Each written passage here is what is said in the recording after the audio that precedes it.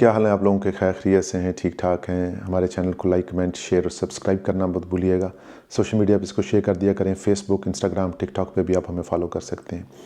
एक मेरी नज़र से एक क्वेश्चन गुजरा कि जिसके अंदर बेसिकली जो लोग टिकटॉक पे काम करते हैं उनको कैश फ्लो के ऊपर बहुत सारा मसला आ रहा है। कैश फ्लो जो होता है ना, किसी भी बिज़नेस के लिए ऑक्सीजन की तरह होता है। जब आपकी कोई सेटलमेंट पीरियड जो है ना वो बढ़ जाता है 3 दिन से 15 दिन पे, या साइकिल जो है वो बढ़ जाता है, तो जो सेलर होता है ना उसके हाथ पांव फूल जाते हैं।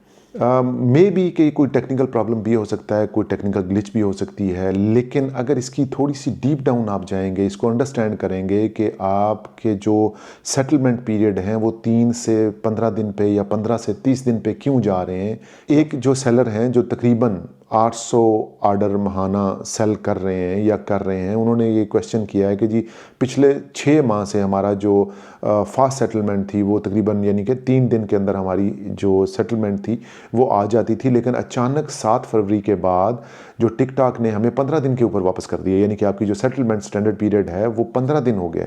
अब ऐसा क्या है कि वो 3 दिन से 15 दिन पे वापस चले गए?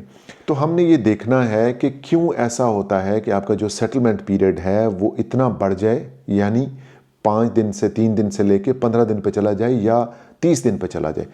अब हो सकता है कि ये टिकटॉक की कोई टेक्निकल ग्लिच भी हो, लेकिन मसला ये है कि आपने इसकी जो ओवरऑल एक प्रोसीजर है टिकटॉक की जो सेटलमेंट पीरियड है उसको समझने की ज़रूरत है।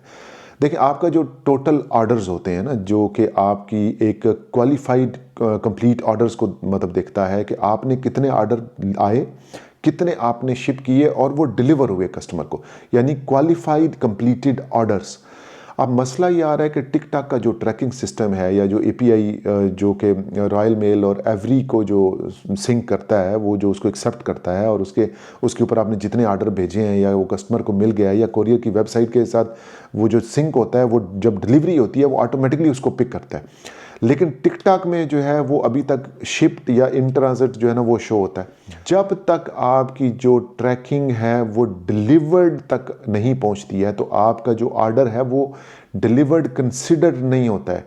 यानी कि आपका जो सेटलमेंट स्टेटस है या सेटलमेंट मैट्रिक्स है वो आपके अकाउंट पे एक्सेप्ट नहीं करता कि आपका ऑर्डर डिलीवर हो चुका है।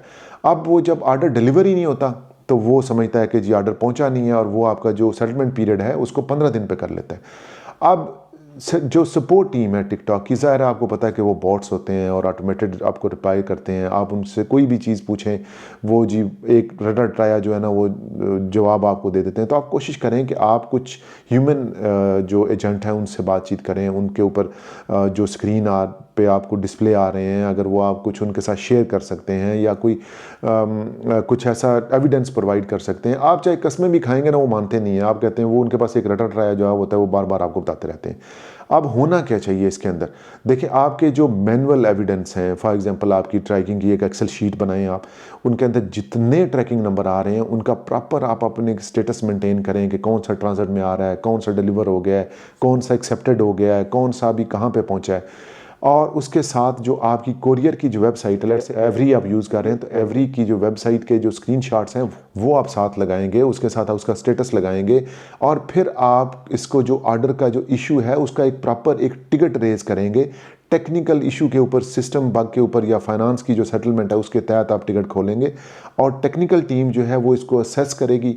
आपके जो इश्यूज़ हैं, डिलीवरी के जो स्पेशल इश्यूज़ हैं, जब तक आपका ऑर्डर डिलीवर नहीं होता, आपका स्टेटस अपडेट नहीं होता, आपकी जो सेटलमेंट पीरियड है ना वो एक्सटेंड होता जाएगा, क्योंकि सिस्टम ये समझता है कि आपके जो ऑर्डर हैं वो डिलीवर नहीं हुए हैं। और जब तक ऑर्डर डिलीवर नहीं होंगे आपकी सेटलमेंट स्टेटस जो है या आपके जो फंड सेटलमेंट है वो बढ़ता जाएगा।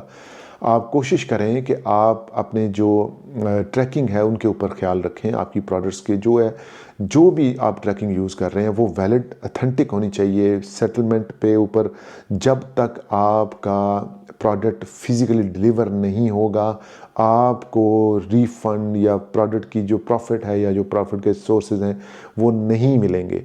इंटीग्रेशन चेक करें। अगर आपकी लेट से आपको फील होता है कि जो एवरी की वेबसाइट है या जो योडल है या टिकटॉक है या जो भी आप जिस भी प्लेटफॉर्म पे शिप कर रहे हैं वो एग्जैक्टली आपकी ट्रैकिंग को पिक नहीं कर रहा, तो आप फ़ौरन जो है वो सपोर्ट से रब्ता करें और उसको मैनुअली अपलोड करें, उसको खुद जाके 1 बाय 1 उसको अपलोड करके देखें।